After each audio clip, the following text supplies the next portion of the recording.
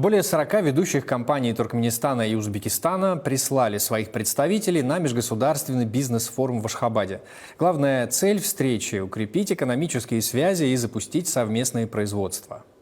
Строительство в Туркменистане сегодня растет очень динамичными темпами. И это действительно создает огромные возможности для поставок строительных материалов из Узбекистана в Туркменистан. Технологии у нас очень похожи, так как государство, соседние государства по климату, по технике мы полностью подходим. Центральные темы форума – строительный сектор и промышленность. В этих сферах сейчас реализуются масштабные государственные программы в обеих странах. Производители оборудования, металлурги и разработчики лакокрасочных материалов готовы предложить друг другу готовые решения. Это позволит не просто закупать товары, а выстраивать полноценные производственные цепочки.